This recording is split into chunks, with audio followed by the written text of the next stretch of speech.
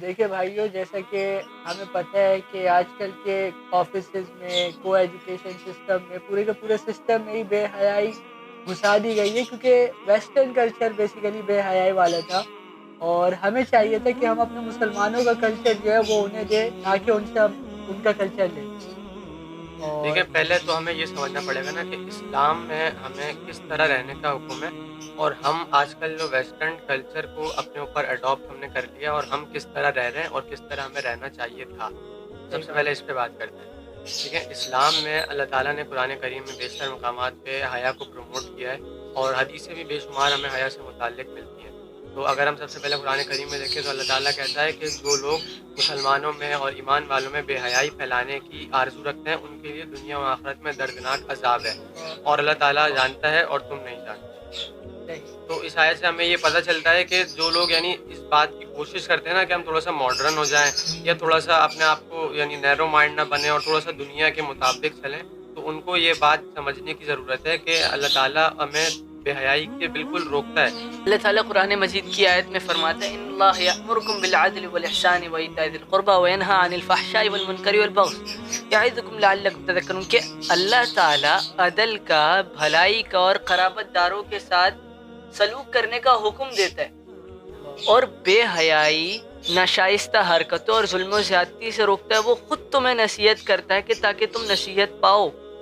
اللہ تعالیٰ ہمیں نصیحت کر رہا ہے اور ہم نصیحت پر عملی نہیں ہم کر رہے۔ یہ غور نہیں کر رہے کہ ہمیں کون نصیحت کر کون رہا ہے۔ نصیحت رب کر رہا ہے؟ العالمین ہمیں نصیحت کر رہا ہے، دو جہانوں کا جو پروردگار ہے، ہم سب کا بنانے والا ہے، بے شک۔ وہ نصیحت کر رہا ہے، اور ہم نے اس کی نصیحت کو اتنا ہلکا لیا ہوا ہے کہ ہم اس کی نصیحت پہ کوئی سوچتے تک نہیں ہے کہ ہمیں کس نے کیا بولا ہے اور ہمیں کیا کرنا ہے کیا نہیں کرنا۔ اللہ تعالیٰ قرآن کریم میں فرماتے ہیں کہ شیطان جو ہے تمہیں بے حیائی سے کا حکم دیتا ہے اور فقیری سے دھمکاتا ہے، اور اللہ تعالیٰ جو ہے تمہیں وہ بخشش کا اور فضل کا وعدہ کرتے ہیں، اور اللہ تعالیٰ بڑی وسعت والا ہے اور علم والا ہے۔ سبحان اللہ۔ تو بیسیکلی دیکھا جائے تو یہاں پر یہ بھی ہے کہ بے حیائی کا حکم دے رہا ہے شیطان، اور اس کے ساتھ ساتھ فقیری سے بھی دھمکا رہا ہے۔ فقیری کیا ہے کہ وہ کہتے ہیں کہ یار ہم جو ہے اللہ کی راہ میں پیسے نہ دیں اور اللہ کی راہ میں خرچ نہ کرے، اس سے ہمارا مال کم ہو جائے گا۔ اس کے اپوزٹ دیکھا جائے تو اللہ تعالیٰ جو ہے وہ کہتے ہیں کہ اللہ کی راہ میں جتنا دے سکتے ہو دو، اس سے تمہارا مال کم نہیں ہوگا، تمہارے مال میں اضافہ ہوگا۔ اچھا، اگر ہم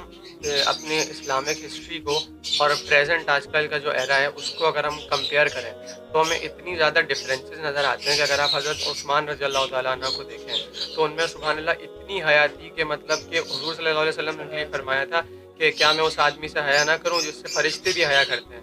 مطلب سبحان اللہ، آپ دیکھیں کہ فرشتے جن سے حیا کرتے ہیں، حضرت عثمان بہت زیادہ حیادار انسان تھے، اور مطلب ان سے زیادہ حیا والا مجھے نہیں لگتا آج کل کے دور میں، اور یا کبھی آئے گا نہ کبھی آیا ہوگا۔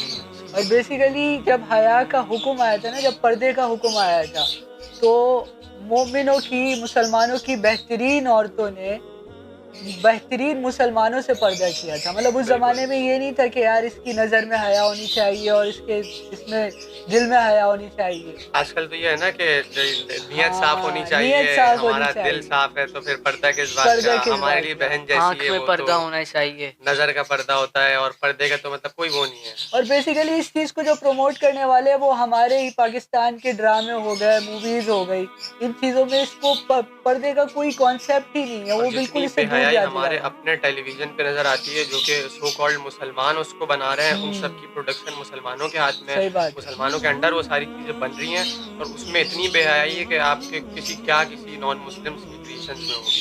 صحیح بات ہے۔ اپنی پسند کو بہتر کرنا ہے، ہمیں بہتر اپنا کرنا رول ہے۔ ماڈل اسلام کی جو بہترین خواتین ہیں، حضرت فاطمہ رضی اللہ تعالیٰ عنہ، حضرت عائشہ رضی اللہ تعالیٰ عنہ، ان کو بنانا ہے، نہ کہ آج کل کی جتنی بھی فیمیل ایکٹریسز ہیں یا میل ایکٹر ہیں جتنے بھی، ان کو بنانا ہے، کیونکہ ان میں اگر آپ دیکھیں گے تو آپ کو ٹوٹلی بے حیائی ملے گی، اور ان میں آپ کو ملیں گے تو آپ کو اس میں دین اور دنیا دونوں کی بھلائی ہی ملے گی انشاءاللہ۔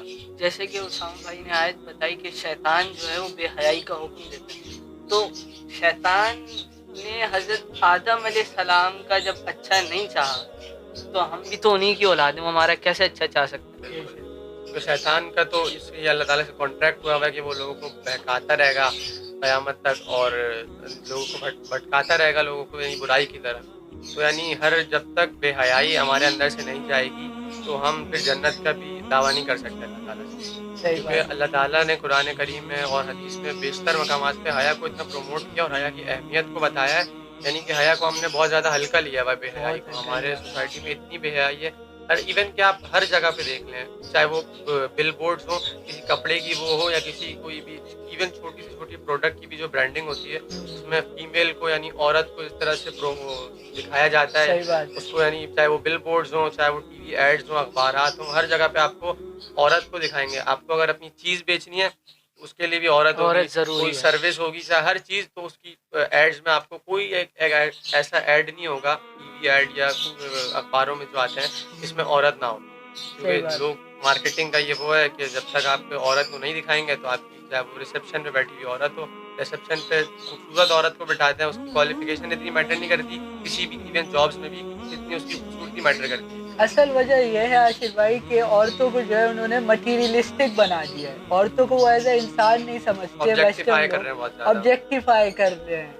ایک چیز بنائی ہوئی ہے کہ جس کو دکھا کے لوگوں کو اٹریکٹ کر کے اپنی طرف بلانا ہے. صحیح بات. ایک نبی کی حدیث بھی ہے نا, الحیاء من الایمان, کے حیا جو ہے وہ ایمان سے.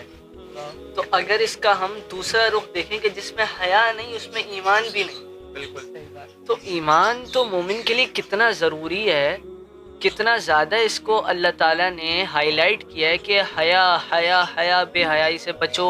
اللہ تمہیں نصیحتیں کرتا ہے, شیطان تمہیں بے حیائی کا حکم دیتا ہے, اور یہ ساری حیا چیزیں. کا جو ایمان کا جو پیرامیٹر ہے وہ بالکل ایسا ہی ہے. اگر آپ میں حیا ہے تو ایمان بھی ہے, حیا نہیں ہے تو ایمان بھی نہیں. تو آپ اپنے آپ کو خود اپنے آپ کو آپ جانچیں کہ آپ کے اندر ایمان پایا جاتا ہے تو اس کے لیے حیا ہونا بہت ضروری ہے. صحیح بات.